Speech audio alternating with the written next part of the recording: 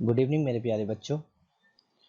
आज हम लोग लेके आए हैं क्लास 10th का एक मोस्ट इम्पॉर्टेंट चैप्टर, जिससे आपके एग्जाम में एक अच्छे मार्क्स का कंटेंट आ सकता है, इवन आता ही है। टॉपिक का नाम है इलेक्ट्रिसिटी। ओके, चालू करते हैं। बेसिक्स से एडवांस में चलेंगे। हमारा ये चैप्टर कई पार्ट्स में होने वाला है, तो एक एक करके सारे पार्ट्स देखते हैं। पार्ट्स ज़्यादा बड़े नहीं होंगे, एक एक करके बस उनको समझते हैं। सबसे पहला टॉपिक है हमारा इलेक्ट्रिक चार्ज। इलेक्ट्रिसिटी का मतलब ही क्या है? Electric current. Electric current. अब अगर हम लोग इलेक्ट्रिक करंट की बात करें तो करंट बेसिकली किसी ना किसी चीज से मिलके बनी होगी या किसी ना किसी पार्टिकल से मिलके बनी होगी। तो वो पार्टिकल क्या है? वो पार्टिकल जो होते हैं उन्हीं को हम लोग पढ़ते हैं चार्ज।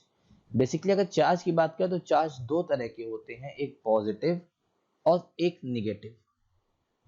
तो पॉजिटिव चार्ज और निगेटिव चार्ज, इनके मिलने से, इनके डेवलपमेंट से जो प्रॉपर्टी जनरेट हो रही है उसी को हम लोग यहाँ पे क्या पढ़ते हैं? करंट।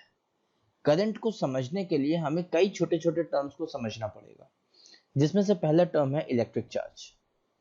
जैसा कि यहाँ पे एक फिगर देख सकते हैं, इलेक्ट्रिक चार्ज बेसिकली दो चार्जेस से यहाँ पे बन रहा है, एक पॉजिटिव और एक निगेटिव। पॉजिटिव से इसको देखिए, एरो निगेटिव की तरफ जा रहा है, मतलब यहां पर एक क्लोज्ड फील्ड तैयार हो रही है।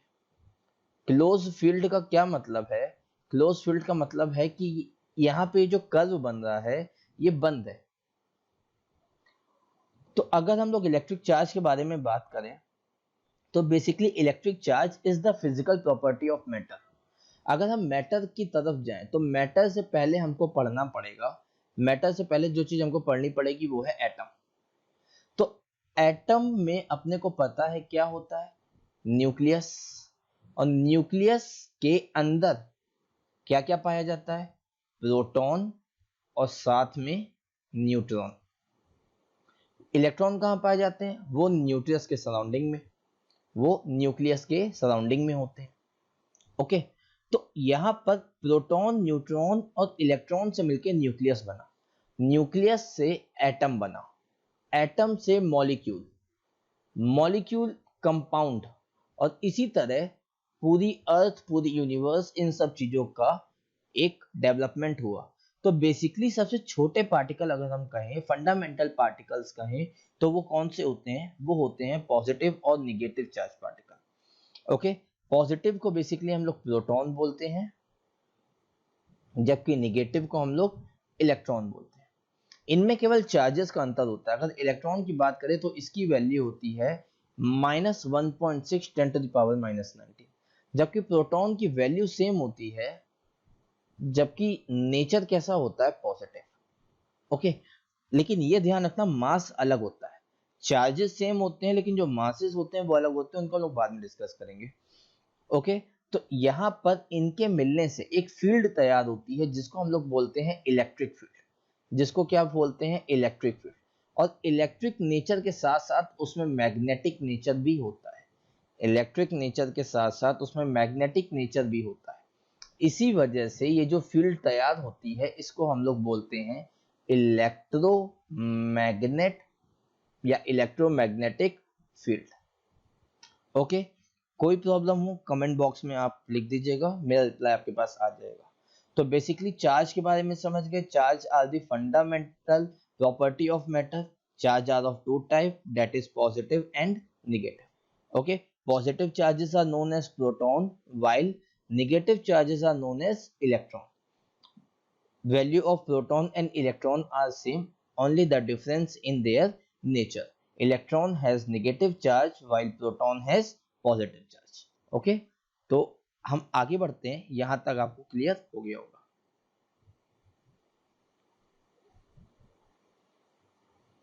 नेक्स्ट बात करें तो यहाँ पे जैसे कि डायग्राम में सब देखिएगा, सब क्लियर हो जाएगा। अगर हम अपने पहले वाले डायग्राम को देख रहे हैं तो यहां से पॉजिटिव चार्ज निकल रहा है, वो निगेटिव की तरफ जा रहा है। ओके, ये केवल एक सिरा है, ऐसे और भी जितने सिरे हैं सबसे निकल रहा होगा, और ये एक क्लोज कर्व बना रहा है। ये क्या तैयार कर रहा है? एक क्लोज्ड कर्व तैयार कर रहा है। जबकि नीचे बोले तो नीचे अगर हम देखें तो ये हमने पॉजिटिव पॉजिटिव रखे, इसकी जगह हम लोग निगेटिव निगेटिव भी रख सकते थे, तो भी ये ऐसा ही बिहेवियर देता। मतलब यहाँ से हमको क्या पता चल रहा है कि पॉजिटिव चार्जेस या निगेटिव चार्जेस या बेसिकली कह दें same charges repel each other, ये एक दूसरे को रिपेल कर रहे हैं, जबकि अपोजिट चार्जेस एक दूसरे को क्या कर रहे हैं, अट्रैक्ट कर रहे हैं। इसको देखिए डायग्राम, जो निगेटिव वाला है वो निगेटिव वाले को दूर करने पर वो पॉजिटिव के पास आ जाता है, जबकि पॉजिटिव वाला पॉजिटिव से पास में रखने पर भी दूर जा रहा है। ये देखिए दूर जा रहा है, तो ये दूर जा रहा है मतलब इसमें रिपल्शन हो रहा है। ओके, तो पॉजिटिव पॉजिटिव रिपेल करेंगे, निगेटिव निगेटिव रिपेल करेंगे, जबकि पॉजिटिव निगेटिव क्या करेंगे, ये अट्रैक्ट करेंगे। तो यहाँ पर ये चार्जेस की प्रॉपर्टी होती है कि अपोजिट चार्जेस जो होते हैं वो एक दूसरे को अट्रैक्ट करते हैं, जबकि जो सेम चार्जेस होते हैं वो रिपेल करते हैं। Okay done.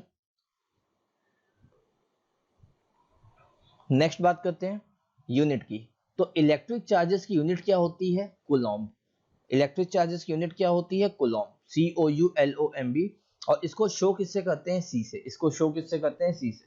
अभी जैसा कि हमने बताया बेसिकली इलेक्ट्रॉन हो या प्रोटॉन हो, इनकी वैल्यू तो सेम है ना, इनकी जो बेसिक वैल्यू है वो तो सेम है।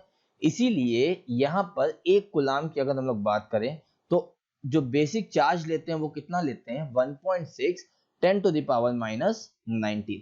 ओके, तो यहां से अगर कोई भी चार्ज की वैल्यू पूछ रहा है, 1 कूलॉम्ब की वैल्यू पूछ रहा है, तो हम लोग कितना बताएंगे, 1.6 10⁻⁻19 ऑफ कूलॉम्ब। डन। आगे बढ़ते हैं। Electric charge basic property of matter, जैसा कि हम पहले बता चुके हैं।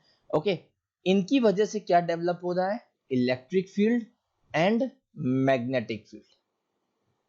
ध्यान रखना, जैसे कोई वायर है, हम आपको एग्जांपल देते हैं, लाइक कोई वायर है, इस वायर से इलेक्ट्रिसिटी सप्लाई हो रही है। अगर लगातार इस वायर में इलेक्ट्रिसिटी सप्लाई हो तो इसमें कुछ टाइम बाद मैग्नेटिक नेचर भी आ जाएगा। जैसे हम लोग स्क्रू ड्राइवर देखते हैं, और एक ऐसा स्क्रू ड्राइवर जो लगातार या डेली सॉकेट के अंदर जा रहा है, तो कुछ टाइम बाद अगर हम देखें तो वो छोटे छोटे नेल्स को अपनी तरफ, छोटी छोटी कीलों को अपनी तरफ क्या करने लगता है, अट्रैक्ट करने लगता है।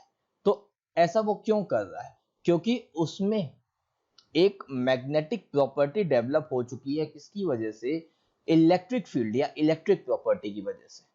ओके, यहाँ पे एक लाइन, मोस्ट इंपॉर्टेंट लाइन जिसको दिमाग में रखना है, वो क्या है कि किसी भी चार्ज को ना ही क्रिएट कर सकते हैं और ना ही डिस्ट्रॉय कर सकते हैं।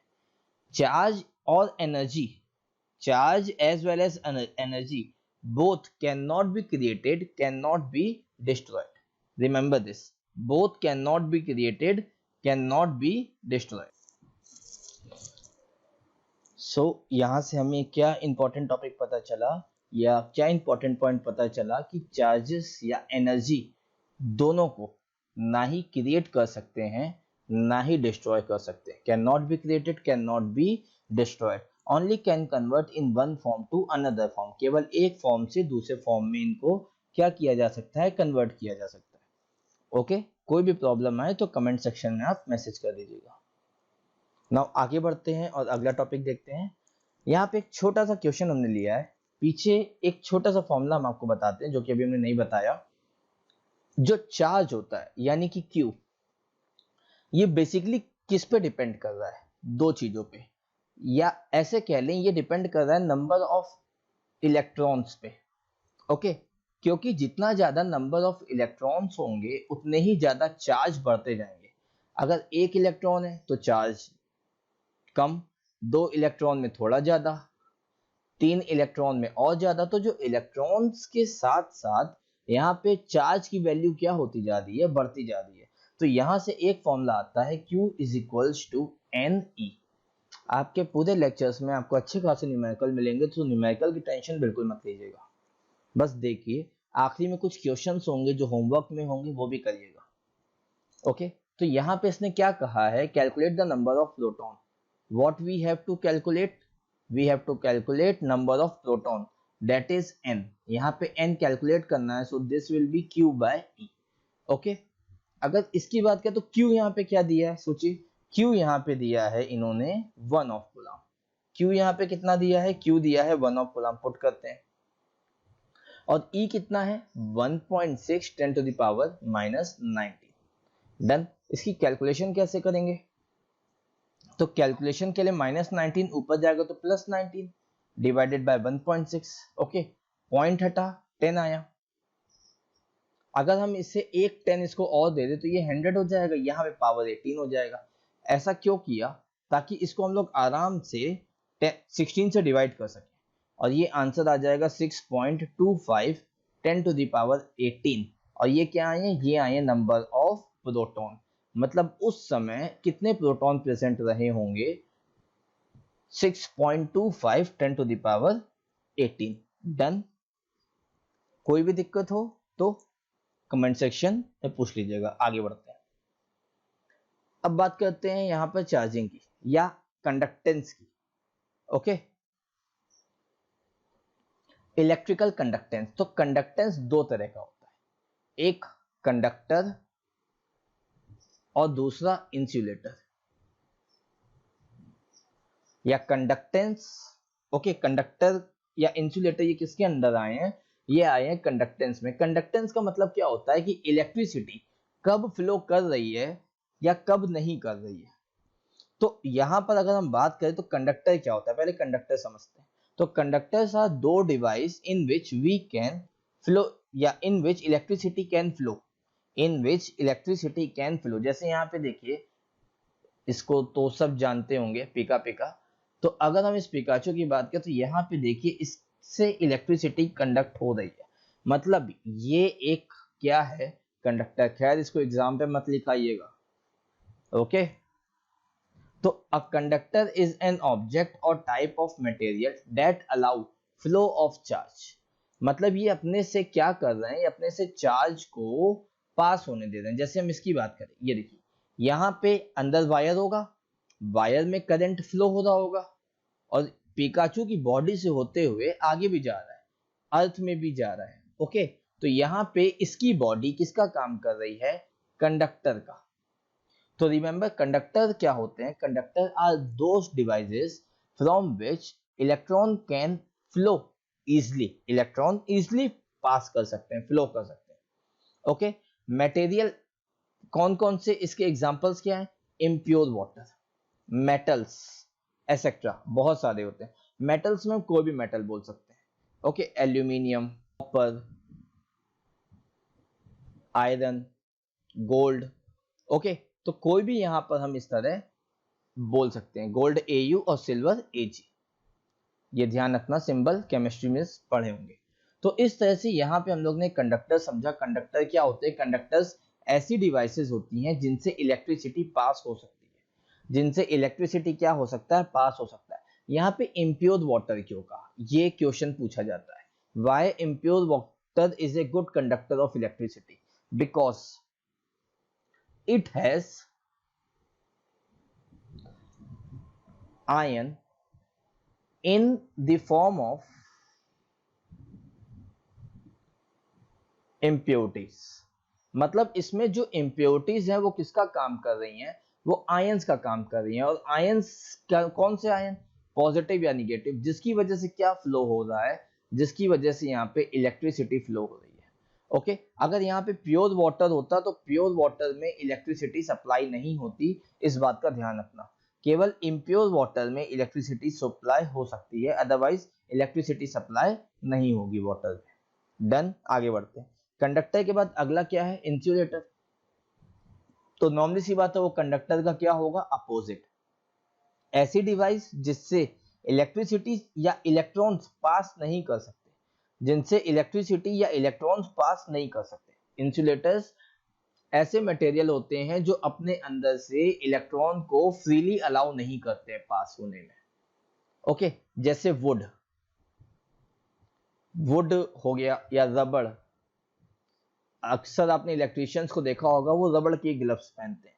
वो रबड़ के ग्लव्स क्यों पहन रहे हैं, क्योंकि वो एक इंसुलेटर है, उनसे होकर इलेक्ट्रिसिटी पास नहीं होगी और उनको इलेक्ट्रिक शॉक नहीं लगेगा। और अगर इनमें इलेक्ट्रिक करंट प्रोड्यूस होता भी है तो बहुत छोटा, इतना छोटा कि उससे अपने को शॉक नहीं लगता।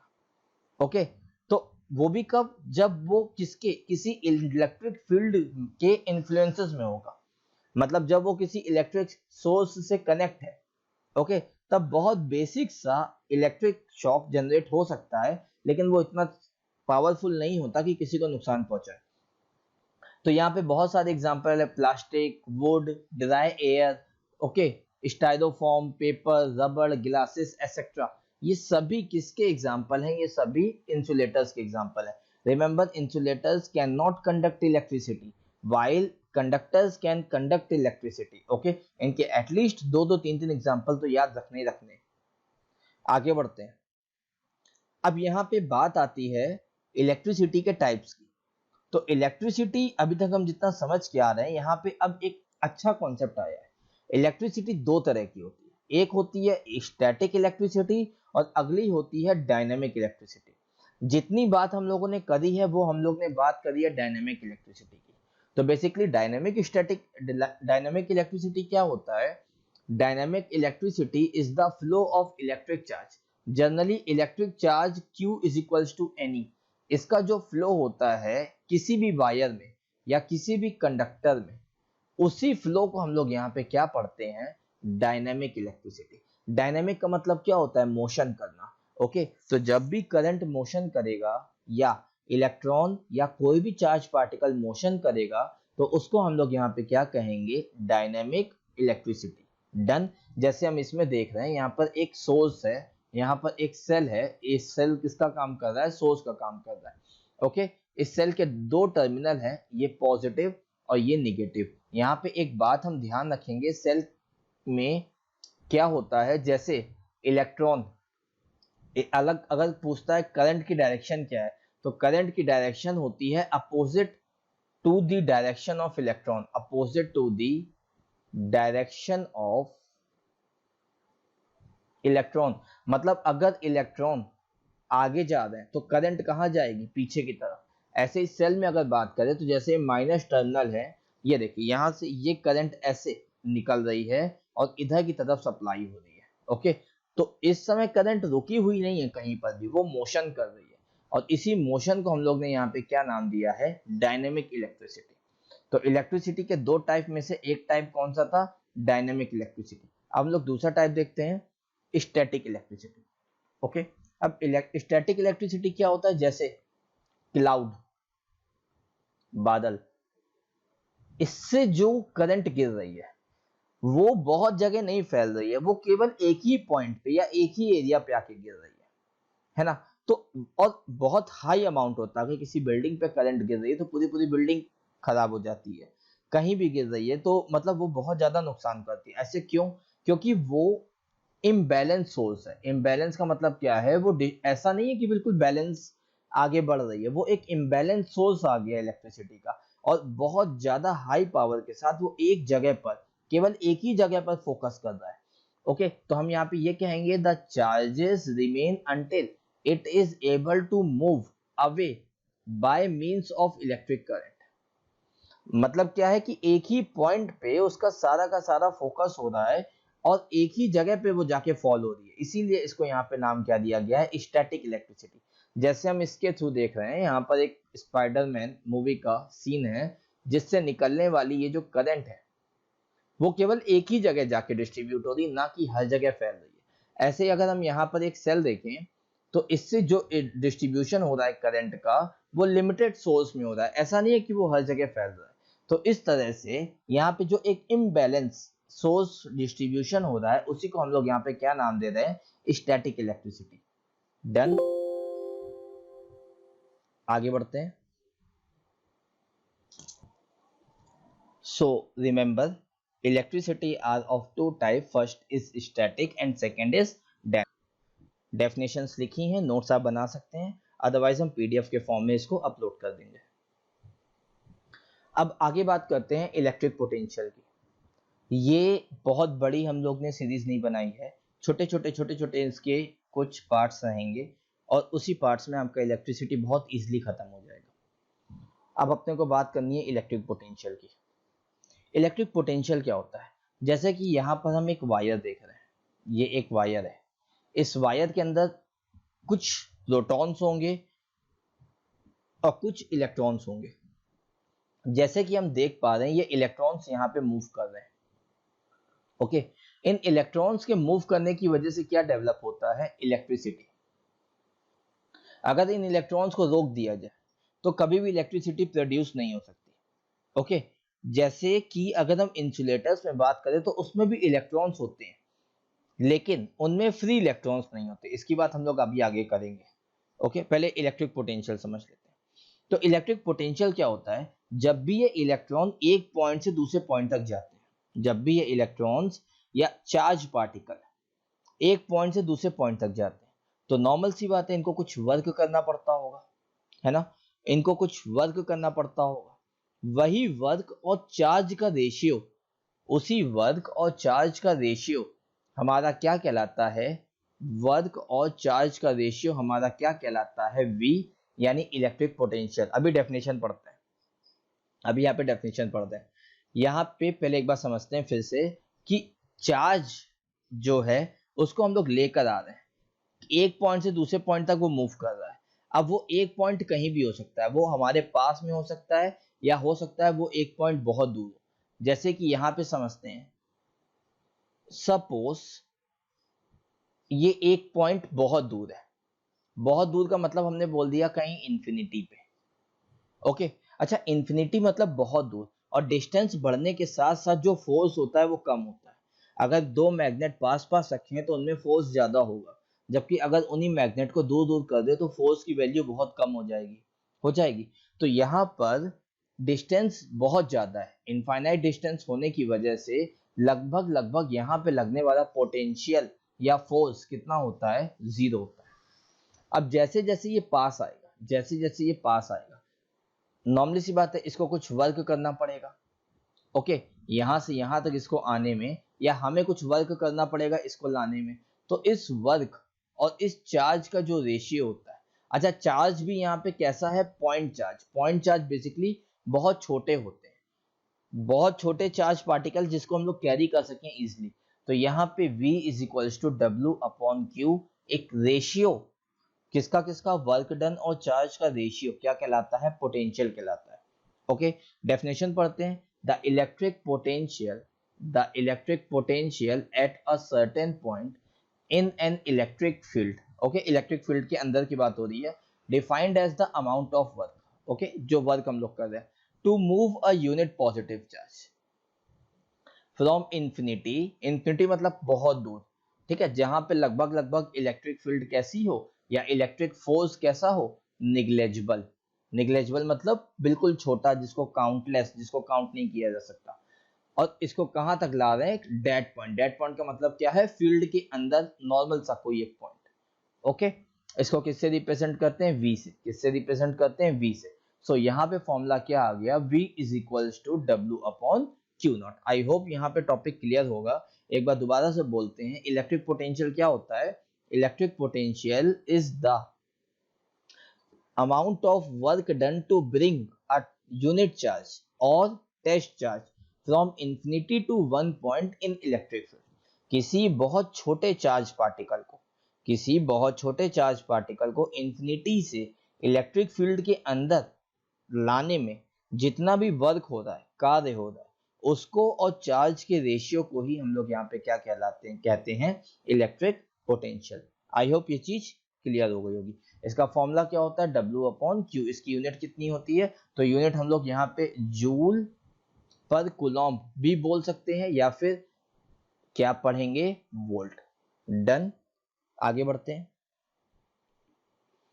यहाँ पर एक छोटा सा क्वेश्चन बोर्ड में पूछा जाता है, डिफाइन 1 वोल्ट। 1 वोल्ट क्या होता है? तो समझते हैं। V का फॉर्मूला भी हम लोग ने क्या देखा था? W upon Q. अगर Q की वैल्यू 1 है, साथ ही साथ W की वैल्यू भी 1 है, मतलब इसका क्या है? एक कूलाम चार्ज को इंफिनिटी से एक पॉइंट तक लाने में अगर 1 जूल का वर्क होता है तो उस समय पोटेंशियल कितना होगा? 1 वोल्ट। ओके, फिर से समझते हैं। अगर एक कूलाम के चार्ज को इंफिनिटी से इस पॉइंट तक लाने में 1 जूल का वर्क हो रहा है, तो 1 जूल और 1 कूलाम से ही तो 1 वोल्ट आया होगा, तभी तो ये 1 वोल्ट बना होगा। तो एन इलेक्ट्रिक पोटेंशियल ऑफ 1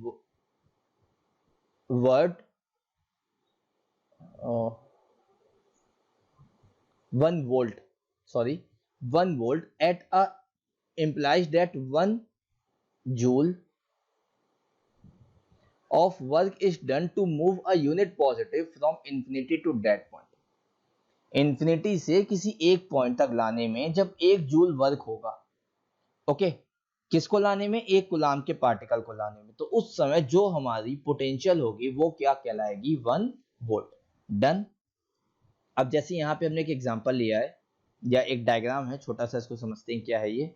अगर हम इसकी बात करें तो जैसे ये पॉजिटिव है, ये भी पॉजिटिव है, पॉजिटिव पॉजिटिव क्या करेगा, रिपेल करेगा, मतलब बड़ा वाला छोटे वाले पे फोर्स लगाएगा और ये इधर जा रहा होगा, लेकिन फिर भी हम इसको इधर ही लेकर आ रहे हैं, फिर भी हम इसको क्या कर रहे हैं, इधर लाना चाह रहे हैं। तो इस समय जो हम लोग वर्क कर रहे हैं ये क्या है, ये पोटेंशियल है। ऐसा किया हुआ वर्क क्या कहलाता है, पोटेंशियल कहलाता है। ओके, क्लियर है। तो अब 1 वोल्ट क्या हो जाएगा, जब वर्क भी 1 जूल हो और लेकर आने वाला चार्ज भी 1 कूलाम हो। ठीक है, आगे बढ़ते हैं। पोटेंशियल डिफरेंस, तो बेसिकली पोटेंशियल डिफरेंस और पोटेंशियल एक ही तरह की चीजें। अंतर क्या है, जैसे हम उस डायग्राम पे आए तो सबसे पहले वो इनफाइनाइट पे रखा था और इनफाइनाइट से हम इसको यहाँ तक लेके आए। जैसे सपोज ये ए है और ये पॉइंट बी है, इसके बीच कोई भी डिस्टेंस होगी, आर बार कुछ भी होगा। अब जैसे देखो यहाँ तक की डिस्टेंस वो बहुत ज्यादा थी, ये डिस्टेंस वो बहुत ज्यादा थी। अब यहाँ पे वो आ चुका है, ये डिस्टेंस कम है, तो कम डिस्टेंस पे इलेक्ट्रिक फील्ड भी होगी और साथ ही साथ पोटेंशियल भी होगा। तो ए का पोटेंशियल कितना है, VA, और बी का पोटेंशियल कितना है, VB। डन। अच्छा, कम किसका पोटेंशियल होगा, अगर हम ये कहें तो VA और VB, जितनी ज्यादा डिस्टेंस बढ़ती जाएगी पोटेंशियल उतना कम होता जाएगा। मतलब यहाँ पे अगर हम देखें तो A का पोटेंशियल ज्यादा होगा जबकि B का पोटेंशियल कम होगा, क्योंकि A के रिस्पेक्ट में B की डिस्टेंस ज्यादा है। ओके, तो जितनी ज्यादा डिस्टेंस बढ़ती जाएगी पोटेंशियल उतना कम होता जाएगा। अब पोटेंशियल डिफरेंस की बात करें, अगर पोटेंशियल डिफरेंस क्या होता है उसकी बात करें, तो बेसिकली पोटेंशियल डिफरेंस क्या होता है, एक तरह का work done to bring charge from one point to another point. मतलब वहां पे पोटेंशियल में कहां से ला रहे थे, इलेक्ट्रिक फील्ड से ला रहे थे, इनफाइनाइट से ला रहे थे एक पॉइंट तक। यहाँ पे कहां से ला रहे हैं, यहाँ पे लेकर आ रहे हैं from one point to another point, from one point to another point. बात क्लियर है। तो पोटेंशियल डिफरेंस क्या होता है, it is the difference in electric potential between 2 point in electric field is termed as potential difference. इसका क्या मतलब है, मतलब जैसे एक का VA है दूसरे का VB है, तो डिफरेंस कितना हो जाएगा, VA minus VB। Okay, VA minus VB, ये चीज क्लियर है। और नीचे डेफिनेशन क्या लिखा है, 10, the potential difference between 2 points in an electric field is defined as the amount of work done in moving a unit charge from one point to other point। मतलब एक पॉइंट से दूसरे पॉइंट तक। I hope चीज clear होगी। So V is equal to W upon Q, या इसको ऐसे भी लिख सकते हैं, VA minus VB is equal to W upon Q। Q small बनाइएगा। ओके, यूनिट क्या होगा, यूनिट वही होगी जूल पर कूलम या फिर वोल्ट। तो आई होप आपको पोटेंशियल और पोटेंशियल डिफरेंस तीनों चीजें यहाँ पे, पोटेंशियल 1 वोल्ट और पोटेंशियल डिफरेंस तीनों चीजें क्लियर हो चुकी होंगी। कहीं कोई दिक्कत हो कमेंट बॉक्स में कमेंट कर दीजिएगा, हम आपको बता देंगे। अब वोल्टेज को मेजर कैसे करते हैं, वोल्टेज को मेजर कैसे करते हैं, तो वोल्टेज को मेजर करने के लिए यहाँ पे एक डिवाइस होती है जिसका नाम क्या होता है, वोल्टमीटर। ओके, तो वोल्टेज को मेजर कैसे करते हैं, वो डिवाइस है जिसका नाम है वोल्टमीटर। क्वेश्चन पूछा जाता है बोर्ड में इससे भी। अब वोल्टमीटर को आप देख सकते हैं, ये वोल्टमीटर ऐसा दिखता है, ये जो हिस्से दिख रहे हैं ब्लैक और रेड, इनमें लाके वायर लगाया जाता है। जब इनमें वायर लगाते हैं तो ये वाली जो निडल है, निडल है, अगर उसमें पावर है, जैसे मान लीजिए हम कोई सेल लेकर गए और इस सेल में लगाया, अगर ये सेल में पावर है तो पावर अगर होगा तो ये निडल इस तरह मूव करने लगेगी, जैसे ऊपर वाले डायग्राम में देखिए। ओके, ये एनालॉग है, ये एनालॉग मीटर है। इसी का नया फॉर्म क्या आता है, डिजिटल मीटर। डिजिटल मीटर में जो भी वैल्यू होगी वो दिखाने लगेगा। तो इस तरह से यहाँ पर अगर उसमें पावर है तो वोल्ट मीटर की सुई बढ़ने लगेगी या फिर डिजिट में कुछ शो करने लगेगा और उसका वोल्टेज बताने लगेगा। अगर वो पावर नहीं है या वोल्टेज खत्म हो गया है, सेल बेकार हो गई है, उस केस में निडल में कोई चेंजमेंट नहीं आएगा, वो जैसी है वैसी रहेगी या बिल्कुल माइन्यूट सी शिफ्ट करेगी। तो हम समझ जाएंगे कि लगभग लगभग ये व्हाट वोल्टलेस हो चुकी है, उसमें वोल्टेज खत्म हो चुका है। अच्छा, जब वोल्टेज खत्म हो जाएगा तो करंट भी खत्म हो जाएगा। वोल्टेज करंट में रिलेशन हम लोग आगे देखेंगे अगली वीडियो में। आज हम लोग ने वोल्टेज तक ही यहाँ पे लिया है। तो फिलहाल वोल्ट मीटर क्या होता है? Volt meter is an instrument used for measuring electric potential difference between two point in an electric circuit. जैसे कि यहाँ पे देखिए दो पॉइंट दिख रहा है, एक पॉइंट और दो पॉइंट। ओके, इन दो पॉइंट्स पे ही हम लोग क्या करते हैं, वोल्ट मीटर के दो वायर को कनेक्ट करते हैं और यहाँ पर इस तरह से निडल के मूवमेंट से या डिजिटल मल्टीमीटर की हेल्प से हमें पता चल जाता है उसकी पावर कितनी है या वोल्टेज कितना है। ओके, क्लियर है? आगे बढ़ते हैं। एक छोटा सा क्वेश्चन है, यहाँ पे दो तीन क्वेश्चन हम हैं, सॉल्व करते हैं। तो यहाँ पे अपने पास फॉर्मूले क्या क्या है? एक आया है V is equals to W upon Q, एक फॉर्मूला आया है Q is equals to N. अभी फिलहाल इस लेक्चर में हम लोग ने सिर्फ दो ही फॉर्मूले पढ़े, मतलब जो न्यूमेरिकल होंगे वो आपके इसी के बेस में होंगे। ठीक है, फर्स्ट क्वेश्चन का सॉल्यूशन देखते हैं। क्वेश्चन पढ़ते क्या कह रहा है? क्वेश्चन यहाँ पे कह रहा है कि कैलकुलेट द वर्क डन, मतलब क्या कैलकुलेट करना है? डब्ल्यू निकालना है। Moving the charge of 4 coulomb, मतलब Q कितना दिया है? 4 coulomb at a point at 110 voltage, मतलब V कितना दिया है? 110 वोल्ट। डन। और दूसरा क्या दिया है? 130 वोल्ट। मतलब हम लोग क्या कर रहे हैं, किसी पार्टिकल को एक पॉइंट से दूसरे पॉइंट तक लेके जा रहे हैं, दोनों में पोटेंशियल हमको यहाँ पे पता चल गया। ओके, तो कह रहा है वर्क कितना होगा। तो फिलहाल delta V is equal to क्या पड़ा था? W upon Q. तो W निकालना है, ये कितना हो जाएगा? Delta V into Q. Delta V कितना हो जाएगा? 130 माइनस 110 और Q कितना हो जाएगा? 4। Done. So 20 into 4, this will B 80 of joule. ये कितना आंसर आ गया? 80 ऑफ जूल। आई थिंक ये चीज बिल्कुल क्लियर हो गई होगी कैसे क्वेश्चन किया। क्वेश्चन सॉल्व भी है, अगला क्वेश्चन देखते हैं। नहीं आए तो बार बार रिपीट करके देखिए इस वीडियो को, एक बार दो बार, जब तक चीजें क्लियर नहीं हो जाए तब तक देखिए। अपने फ्रेंड्स के साथ शेयर करिए ताकि वो भी अच्छे से देखें, चीजें सीखें और हमसे जुड़िए जरूर। आगे देखते हैं क्वेश्चन क्या है अगला। Calculate the energy given to each coulomb, sorry यहाँ पे कूलम होगा, of charge passing through 3 volt battery. मतलब V कितना दिया है, हम अगर यहाँ पे ये समझ जाए हमारे पास डेटा क्या है तो क्वेश्चन कर लेंगे। ईच कूलम, ईच कूलम का मतलब क्या है? Q कितना है? 1 कूलम। ओके, सो निकालना क्या है? एनर्जी। यहाँ ध्यान रखिएगा एनर्जी क्या होता है, is a form of work done. मतलब जैसे अभी हम कहें कि हमने एनर्जी का फॉर्मूला तो पढ़ा ही नहीं है, फिर यहाँ पे क्या लगा है? तो एनर्जी कोई नई चीज नहीं है, it is a form of work done. So delta W, या sorry W is equals to क्या हो जाएगा? अभी हम लोग ने पढ़ा था V is equals to W upon Q. So W कितना हो जाएगा? V into Q. V will be 3 and Q will be 1, so this will be 3 of joule. Done, कोई प्रॉब्लम? तो ईच अगर यहाँ पे वर्ड आ रहा है तो ईच का मतलब क्या होगा? 1 कूलम। ओके, थर्ड क्वेश्चन देखते हैं। Calculate the work done. Paper में भी इसी लेवल के क्वेश्चन आते हैं, आपके 10th में बहुत टफ क्वेश्चन नहीं आते। ओके, तो परेशान होने की नीड नहीं है, बुक से क्वेश्चन करिए, जो हम करा रहे वो करिए, होमवर्क में कुछ क्वेश्चन देते हैं 3-4 वो करिए, सफिशिएंट है आपके लिए। Calculate the work done if charge of 5 coulomb, that is Q is equals to how much? 5 coulomb moving across 2 point having potential difference. अब यहाँ पे उसने डेल्टा V ही दिया है सीधे पोटेंशियल डिफरेंस, मतलब एक पॉइंट से दूसरे पॉइंट तक जा रहा था। ओके, तो यहाँ पे वी ए, यहाँ पे वी बी, तो एक तरह से उसने सीधे सीधे डेल्टा वी दिया है। तो पूछा क्या है, उसने वर्क डन पूछा है, तो वैसे ही delta V is equals to W upon Q, तो W is equals to delta V into Q.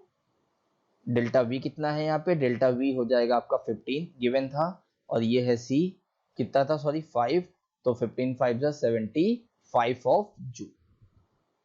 Done, इस तरह से हमने यहाँ पे निकाल दिया वर्क। आई होप आपको आज जितना भी पढ़ाया है आपको एक एक चीज समझ में आई होगी। कहीं पे कोई भी प्रॉब्लम होती है तो उसके लिए आप कमेंट सेक्शन में जाइए, कमेंट करिए, अपनी प्रॉब्लम बताइए, और जल्दी से जल्दी हम उसका सॉल्यूशन आपको प्रोवाइड करेंगे। ओके, यहाँ पे 3 क्वेश्चन ये आपके लिए हैं, इनके आंसर अगली वीडियो की स्टार्टिंग में आपको मिल जाएंगे। तो 3 क्वेश्चन है, आपको ईमानदारी से तीनों क्वेश्चन करने हैं और सही आंसर लेकर आने हैं। ओके, तीनों क्वेश्चंस के आंसर हम लोग अगली शीट में आपको प्रोवाइड कर देंगे। ओके, आज हम लोग अपनी क्लास को यहीं पे एंड करते हैं। आपके लिए डेली ऐसी वीडियोस और आती रहेंगी अच्छी अच्छी, उसके लिए हमें आप सब्सक्राइब करना मत भूलिएगा चैनल को, और साथ ही अपने फ्रेंड्स के साथ शेयर करते हुए इस वीडियो को एक लाइक तो बनता है। ओके, तो लाइक जरूर करिएगा। मिलते हैं अगली वीडियो पे जल्दी। Thank you.